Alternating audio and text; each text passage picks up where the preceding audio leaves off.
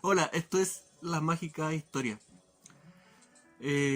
Signos y símbolos. El... Ojo que hace harto rato que tengo problemas con la caja de comentarios. Eh, no me avisa, la campana no me avisa los comentarios y hay algunos que aparecen en la campana pero no aparecen en el comentario de abajo y la persona pone, oh, me borran el comentario.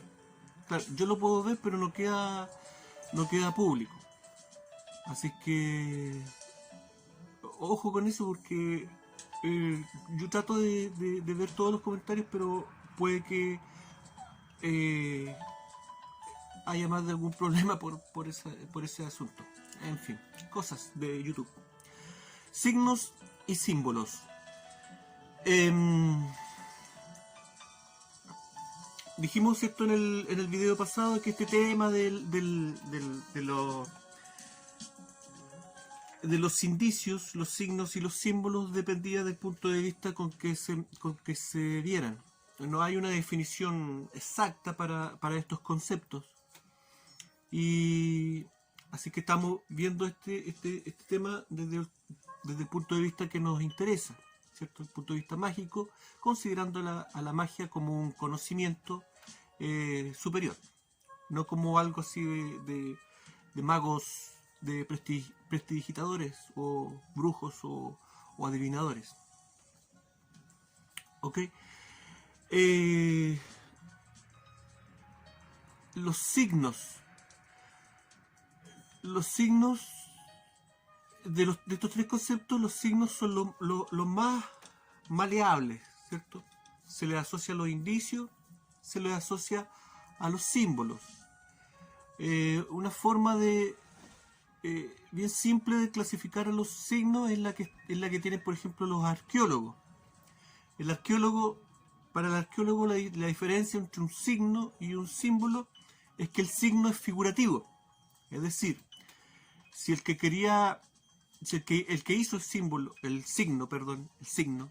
quería representar un gato, dibujaba un gato. ¿Me entiendes? Más simple echarle agua. Y el símbolo no necesariamente es figurativo, o no es figurativo, pero ya veíamos en el video pasado que esto no corre siempre. Si los signos, por ejemplo, un número no necesariamente representa, un número no es figurativo. Una letra puede ser figurativa, pero puede que no. Un número igual, un símbolo, un signo musical también, en fin. Veíamos que había signos que ni siquiera tienen un icono, que son los signos que se representan con el cuerpo, ¿cierto? El alfabeto para sordomudos, ¿cierto?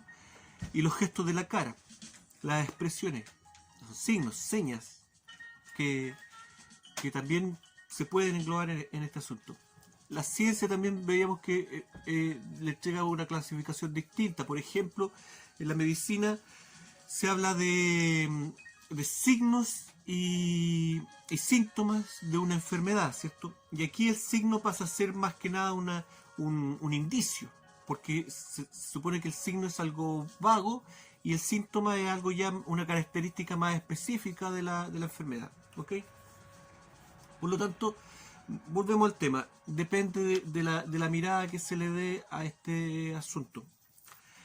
Para el concepto que le queremos dar acá, el signo lo vamos a ver como algo que representa algo específico, ¿ok?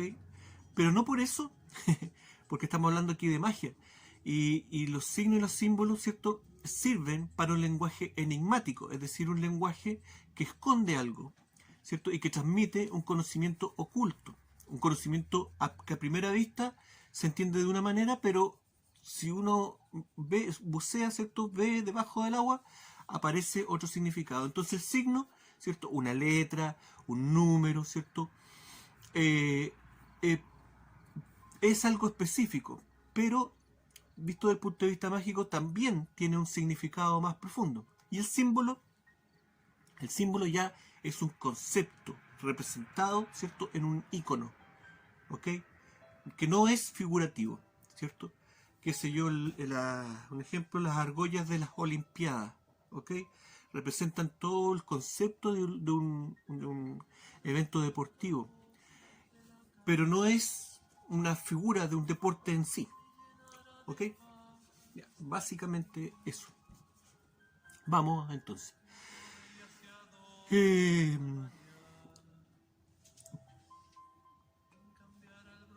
para entender cómo usamos los signos y los símbolos hoy en día, hablábamos, ¿cierto?, en el video pasado de que existen los indicios y que los indicios eran eh, señales vagas, formas vagas de adquirir y transmitir conocimiento y cultura, asociado casi siempre los indicios a sociedades sin escritura, ¿ok? Sin una educación de signos. Y el, pensemos entonces en la sociedad primitiva, en el neolítico, en la sociedad del hombre como cazador-recolector, antes de la agricultura y la ganadería. Su educación era a partir de indicios, no tenía signos el hombre. Aunque, por supuesto, en las pinturas rupestres, ¿cierto?, de distintas culturas aparecen algunos signos, ¿ok? E incluso símbolos, figuras que representan conceptos, ¿ok? Pero no llegan a ser una cultura. Era algo que manejaban algunas personas, los primeros magos, ¿ok? Vamos, por ejemplo, con los números. Las primeras representaciones de números, dicen los arqueólogos, dicen los que saben, estarían en huesos, ¿cierto?, que se han encontrado en distintas partes del mundo, en distintos yacimientos arqueológicos, huesos que tienen marcas, que alguien le hizo una rayita, varias rayitas, ¿ok? Ya, pero otros arqueólogos dicen, pero eso, un arqueólogo dice, eso era un hombre que estaba contando algo, y hizo una rayita por cada cosa que él contaba. Y llega otro arqueólogo y dice, no, eso no significa nada, porque el hombre primitivo puede haber estado simplemente aburrido. Estaba en su cueva, estaba lloviendo afuera, no quería salir, y de aburrido se puso a rayar el huesito. Pero ya, es un indicio muy vago, un indicio. Pero da la coincidencia de que muchos de esos huesitos tienen 29 rayitas. ¿Por qué? Lo vamos a ver, obviamente. Pero apareció otro huesito, ¿cierto?, en África, que dio una prueba ya más fiable de que el hombre primitivo contaba cuando rayaba estos huesitos. ¿Por qué? Porque por un lado ese huesito tiene 60 y tantas rayitas, y por el otro lado ese huesito tiene la misma cantidad de rayitas. Entonces ya los arqueólogos dijeron, no, pues aquí ya esto no es coincidencia. Esta persona contó, ¿cierto?, y después volvió a contar una misma cantidad. Estaba contando, ¿cierto?, las primeras representaciones de numéricas, ¿ok? Ahora, culturas sin signos, ¿cierto?, sin matemáticas, ¿existirán hoy día? Claro que sí. En Australia, en el Amazonas, en África, todavía quedan, ¿cierto?, algunos rasgos étnicos de personas que viven en una cultura de cazadores recolectores, tal cual como en el Neolítico. Y algunos antropólogos que han estudiado, ¿cierto?, estas etnias, analizan su vida sin matemáticas. Por ejemplo, en una tribu australiana, si usted le pregunta a un caballero, ¿cuántos nietos tiene usted?, el caballero no cuenta, usted le nombra a los nietos, no tiene manera de contarlo. Otra tribu en el Amazonas que cuenta con las partes del cuerpo, ¿cierto? Empieza por los dedos de las manos, sigue por los dedos de los pies, sigue por distintas partes del cuerpo, hasta que llega el número 33, ¿cierto?, El 31 y el 32 coincidentemente son los testículos del hombre. Y el 33, adivinen cuál. Hasta ahí llegan, hasta el 33. ¿Me entienden? Pero no tienen una figura para representar algún número por muy básico que sea. ¿Ok? Ok. Pero, ¿por qué el hombre primitivo tenía que contar? En las sociedades de cazadores-recolectores, tú no tienes la necesidad de contar. Tú perteneces a un clan, a una familia, ¿cierto? Vives el día, vives el día a día, trabajas para tu familia, recoges alimentos, lo mío es tuyo, lo tuyo es mío, no hay esta sensación de propiedad, no necesitas contar, no necesitas las matemáticas.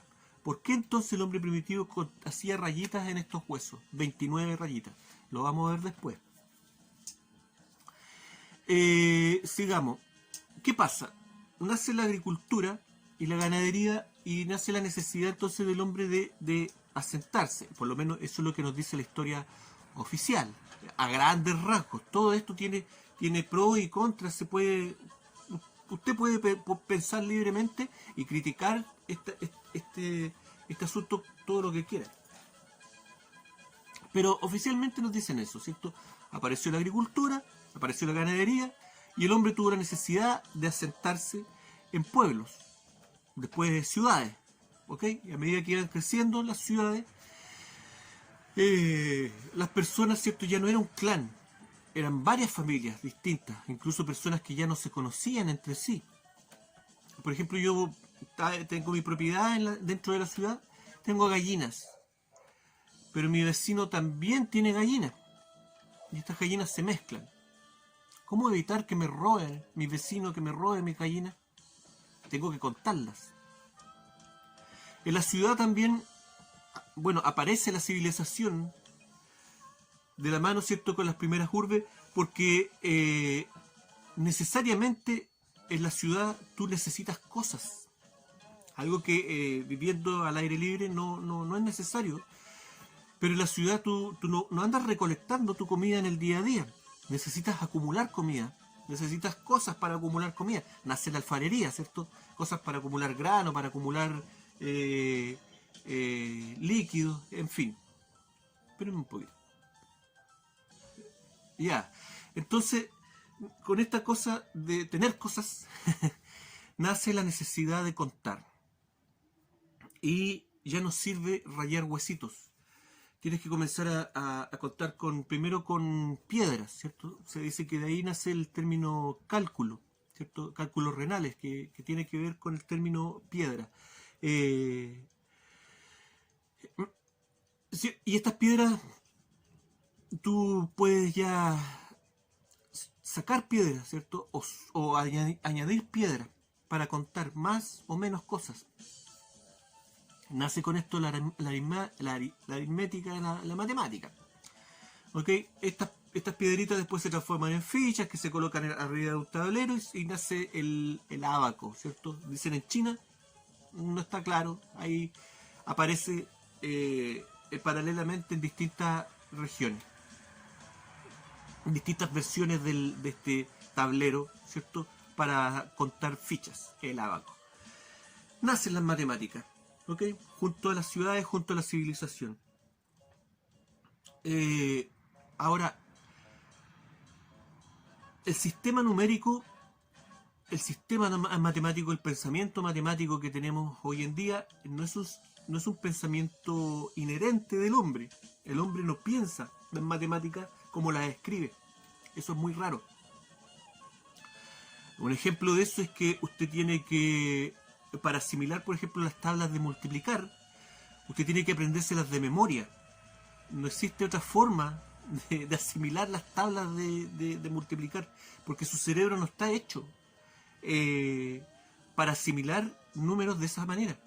De hecho, ya se han hecho los estudios y se ha demostrado que el cerebro humano trabaja de otra manera, trabaja de forma logarítmica, ¿cierto? Piensa de forma logarítmica, agrupando cosas, agrupando grupos de cosas, no contando cosas, ¿ok? Entonces la matemática es un pensamiento un poco forzado, ¿ok?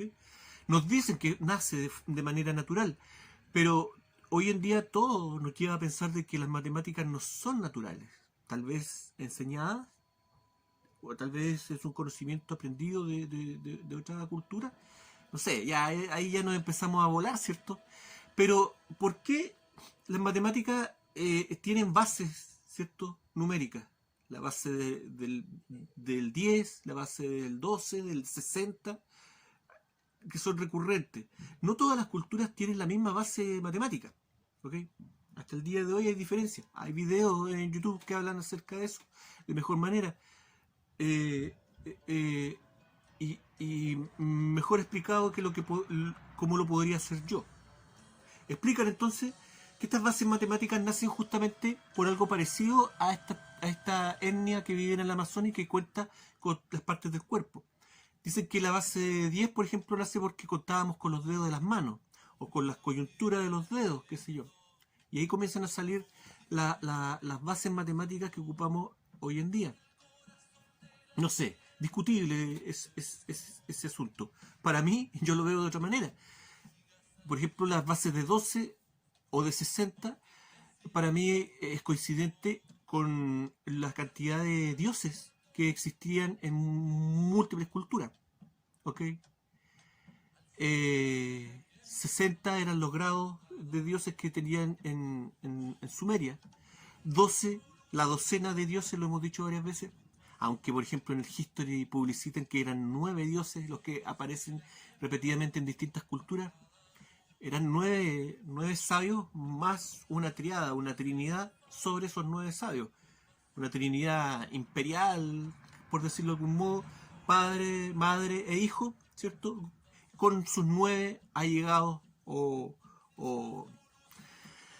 eh, el, los asesores de esta trinidad imperial divina, que crea 9 más 3, 12, ¿cierto? Son 12, no 9. Aunque, claro, se hablan de los 9 sabios, ¿cierto? La niada de Egipto, pero son los que asesoran a la Trinidad y juntos completan el Olimpo, ¿cierto? El Monte Olimpo, los 12 del Monte Olimpo. Eso. Pero en fin, es una discusión que no va a llegar a ninguna parte, ¿cierto? Porque solamente son especulaciones. Ok. Pero nacen algunas bases matemáticas, por ejemplo en Egipto la base de 10, ¿cierto? Símbolos para 10, 100, 1000, hasta 1.000.000. Aparece el número 1.000.000. En este caso, en números jeroglíficos.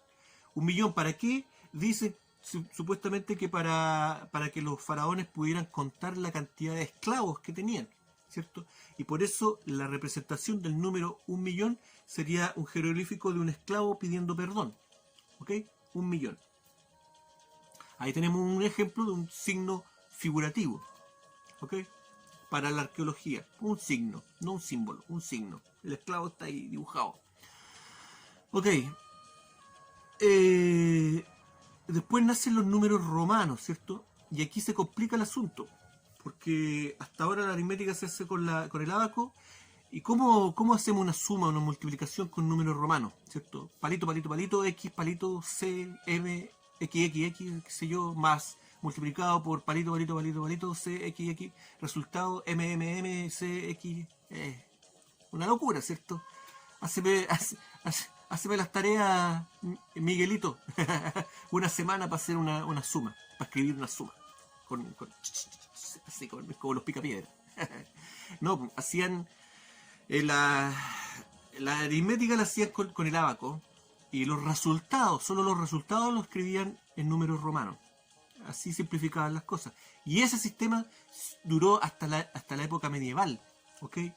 Ya existía el Imperio Bizantino, todavía se ocupaba este mismo sistema. ¿Hasta cuándo? Hasta cuando llegaron los números arábigos, ¿cierto? Mal llamados números arábigos porque en realidad vienen de la India, según lo que nos dicen ahora. Y aquí empezó un problema, ¿cierto? Porque en los puertos europeos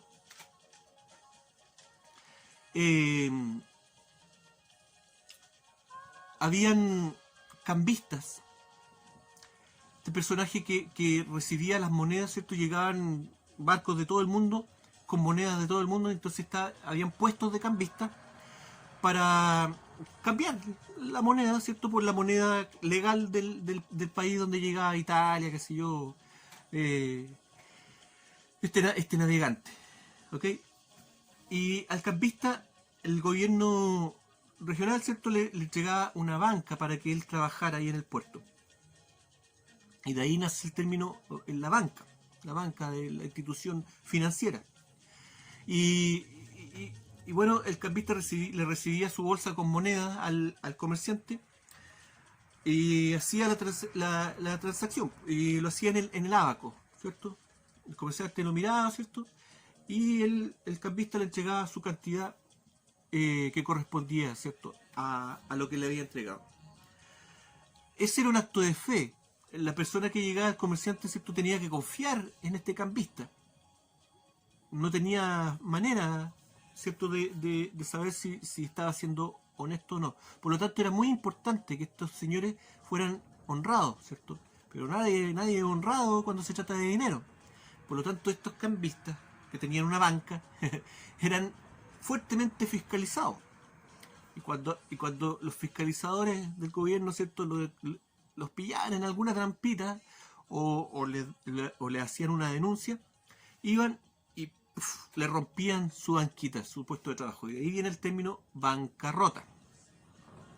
Brum, claro, el dato que no le sirve a nadie, ¿cierto? Pero perdimos 10 minutos ahí para contar eso. No. Tiene que ver con el tema. ¿Por qué? Porque resulta que cuando empezaron a llegar estos nuevos números, los números arábigos, ¿cierto? Los nuevos cambistas comenzaron a adoptarlos, ¿cierto? Los aprendían en otras escuelas y los adoptaban porque eran más precisos. Pero esto que generaba desconfianza en las personas, en los comerciantes, porque antes por último podían ver al tipo trabajando en el ábaco. ¿Ah? Eso les daba ya, por lo menos podían ver el asunto y eso les daba alguna referencia de que si el tipo estaba siendo honesto o no. Pero en este caso, con los números arábigos que son los que utilizamos nosotros, el tipo hacía unos garabatos en el papel, digamos, sacaba unas cuentas, tome, y le entregaba lo que supuestamente era el equivalente, la equivalencia, ¿cierto?, de su dinero. Pero no, nada, generaba mucha más desconfianza. Además que estos números arábigos traían también un número que no existía hasta la época, el cero. Pausa, tengo... Ya, entonces generaba este asunto una desconfianza. Y más con el tema del cero, que les complicaba a todos. Tanto que le llegaron a colocar despectivamente, lo llamaron cifra al cero, para dar a entender de que era algo que servía para algo oculto, para hacer algún cifrado, ¿cierto? Y había que descifrar estos garabatos, ¿cierto? Y el cero ocultaba muchas cosas, era un cifrado. Ok, pero ¿qué pasó? A los magnates, a la gente que tenía mucho dinero, le comenzó a gustar utilizar contadores que supieran entender, ¿cierto?, las matemáticas con números arábigos, porque no eran más rápidos, pero sí eran más precisos. Entonces, para la gente que tenía mucho dinero, era muy importante el detallito, ¿cierto? ¿Ok? Y eso no se lo entregaba un contador que hacía la suma y la resta en un ábaco y le entregaba el resultado en números latinos. Así que de esa manera nosotros integramos en la cultura occidental, integró, ¿cierto?, los números que conocemos hoy en día. Pero tendrán esos números toda esta tremenda vuelta para dar un ejemplo, ¿cierto? Esto mismo ocurre con el alfabeto, ¿cierto? Y con todos los signos que ocupamos hoy en día. ¿Qué es lo que pasa? ¿Tendrá algún conocimiento oculto estos 9 dígitos? Vamos a dar un ejemplo. Y para eso vamos a volver a nuestro hombre primitivo que contaba 29 rayitas en un hueso. ¿Ok? Porque, increíblemente, ese hombre primitivo tiene una conexión con nuestros números actuales. ¿Ok? ¿Por qué contaba 29 rayitas el hombre primitivo? ¿Por qué obsesivamente aparecen huesos con 29 rayitas? Bueno, se dieron varias explicaciones y alguien apareció y dijo, seguramente están haciendo un calendario lunar. ¿Ok? Sí, pero eso, de nuevo, es muy vago. Hasta que se encontró un huesito con las 29 rayitas y además con los dibujos de las fases de la luna. ¿Ok? Ya está, el asunto estaba claro. Contaban las fases de la luna. Era importante para el hombre primitivo, entonces, tener un control sobre el calendario lunar. ¿Ok? Más adelante, después, ¿cierto? Comienzan a aparecer los primeros observatorios de piedra, ¿cierto? El ejemplo de el observatorio de Stonehenge, donde ahí ya se mezcla, ¿cierto? El calendario solar y lunar en una misma estructura. ¿Ok? Los arqueólogos han llegado a esa conclusión de que Stonehenge me cuesta, es al mismo tiempo un calendario solar y lunar. ¿Ok? Pero al parecer para el hombre primitivo era importante tener un control sobre el calendario lunar. ¿Por qué? Nuevamente se dan varias explicaciones. Puede ser, qué sé yo, porque para tener un control sobre los ciclos, ¿cierto?, de los animales, saber en qué momento puede llegar la manada que ellos necesitan cazar. Luego, más adelante, ¿cierto?, para la agricultura, hasta el día de hoy, en el campo, ¿cierto?, se utiliza, se toma en cuenta el calendario lunar, ¿cierto? Por eso es que todavía hay calendarios que vienen, ¿cierto?, con las fases de la luna, porque todavía hay gente que ocupa el calendario lunar para ordenar algunas actividades, sobre todo en el campo, actividades agrícolas. ¿Tendrá alguna base científica esa cuestión? Bueno, parece que sí, porque se ha demostrado que la luna influye, ¿cierto?, en los fluidos, en los líquidos, ¿ok? Por lo tanto, no sería tan desacertado que el campesino diga, vamos a sembrar, ¿cierto?, con luna creciente, o no hay que sembrar con menguante, qué sé yo, toda esa cultura, ¿me entiendes? Pero solamente sería eso lo que le importaba al hombre primitivo. ¿Ah? Y aquí ya estamos en presencia de los primeros magos, ¿cierto? El primer tipo que se fijó en este asunto. ¿Mm? Y estaba mirando para el cielo. Ya los comienzos vemos ahí de la astrología, ¿cierto? Viendo de que los astros, ¿cierto?, de la noche le entregaban el poder de ir creando ciclos, calendarios, para poder controlar algunas cosas, algunos sucesos, ¿cierto? Un mago dentro de su sociedad. Hoy en día nosotros no miramos el cielo, obviamente estamos totalmente desconectados de ese asunto. Pero ¿será tan importante, realmente será tan importante la luna en nosotros? ¿Tendrá una influencia tan importante este astro? Bueno, por ejemplo, en Inglaterra, a algunas personas les llamó la atención de que los turnos de las salas de urgencias en los hospitales que coincidían con las noches de luna llena aumentaban, ¿cierto?, los ingresos de personas por violencia, ¿cierto?, víctimas de violencia, por asaltos, peleas callejeras, qué sé yo, y también víctimas de violencia de animales, mordeduras de animales. Ya, es luna llena y sale el hombre lobo. Claro, pero al parecer había una coincidencia. Dijeron, vamos a hacer un estudio, porque total estos gallos tienen plata para hacer estudios de cualquier cosa. Y lo hicieron y el estudio reflejó que realmente había un incremento en la violencia de hombres y animales durante los periodos de luna llena. ¿Cuál es la relación ahí? No se sabe. Pero seguramente ahí hay un conocimiento, ¿cierto? Una sabiduría que nosotros hemos perdido y que seguramente el hombre primitivo lo sabía, lo sabía. Por lo tanto, era importante controlar las fases de la luna en este asunto. Vamos a mostrar para explicar mejor este asunto. Espérenme un poquito. Ya. Ahí tenemos, ¿cierto? Las fases de la luna, ¿cierto? ¿Cuántas son? 1, 2, 3, 4, 5, 6, 7, 8 fases, ¿cierto? La luna nueva, ¿cierto? En donde no está la luna y de ahí de a poco, ¿cierto? La luna creciente, qué sé yo, la luna llena y de ahí la luna menguante hasta llegar a la luna nueva nuevamente. ¿Ok? Bueno, aquí tenemos la conexión de nuestro hombre primitivo con los números arábigos, ¿cierto? Que utilizamos hoy en día. Vamos. 8 fases de la luna, ¿cierto?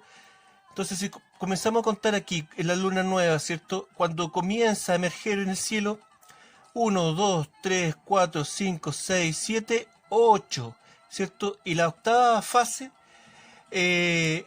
o octava periodo, qué sé yo, vendría a ser la luna nueva, es decir, el cielo sin luna, un cielo oscuro, ¿ok? Entonces, ¿pero qué pasa aquí? Resulta que cae la coincidencia de que en muchos idiomas, voy a mostrar una tablita, en muchos idiomas,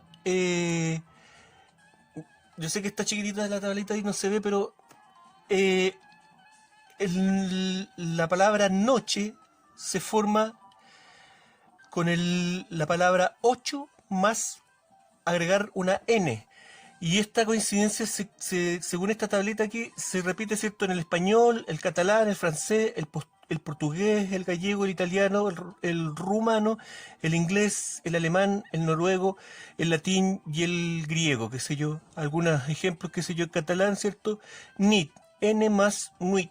Francés, nuit, N más huit. En portugués y en el gallego, ¿cierto? Noite, N más oito. En el italiano, notte, N más otto. En fin, ahí está la idea, ¿cierto? Esta extraña coincidencia, pero que en realidad no es una coincidencia, porque eh, el octavo ciclo, ¿cierto?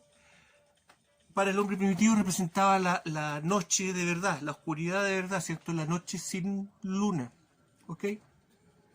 ¿Y cómo se representa el número 8? ¿Cierto? Tarea para la casa. Piense usted cuál es la relación de cómo se escribe el número 8 con este concepto del hombre primitivo de la noche sin luna, de la noche oscura, ¿cierto?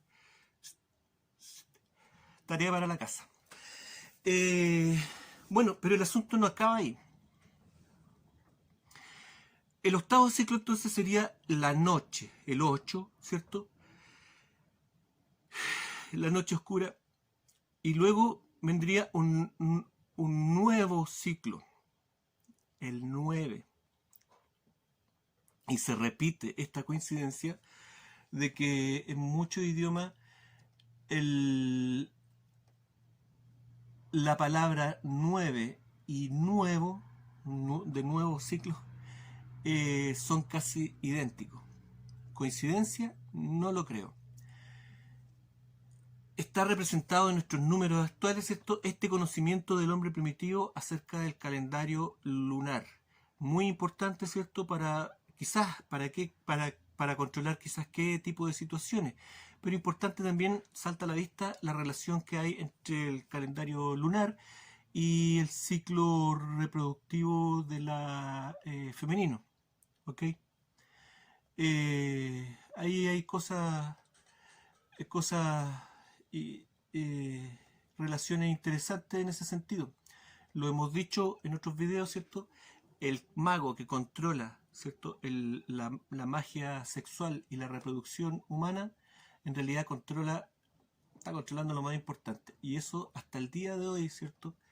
¿Y cómo se comunican los magos? A través del lenguaje enigmático. Presentan una cifra, pero esa cifra quiere decir algo puntual, pero al mismo tiempo tiene que ver con algo eh, mucho más profundo. ¿Okay? Lo mismo ocurre con el lenguaje, con las palabras. Podría dar un montón de ejemplos, pero di este ejemplo, me di la tremenda vuelta porque creo que ese ejemplo lo demuestra muy bien. El otro ejemplo que tenemos, mm, disculpen por el rato, pero creo que el tema es interesante. El otro ejemplo que tenemos de este lenguaje cifrado, la magia es una historia que tiene relación con la biblioteca de Alejandría, ¿cierto? Que ya cuando se habría quemado, esto para mí no es tan así, no es tan así porque se dice, ¿cierto?, que se quemó la biblioteca, bueno, tuvo varios incendios y que ese conocimiento se habría perdido. Pero en realidad no es tan así porque ese conocimiento está diseminado en otras grandes bibliotecas de ese tiempo. Pero de todas maneras, la mayor concentración estaba ahí en la biblioteca de Alejandría y que se supone que los magos expulsados esta vez por los cristianos, por la comunidad cristiana, se habrían reunido a pensar de qué manera poder, porque ellos se iban a morir en algún momento y mucho del conocimiento que estaba en la biblioteca se iba a perder.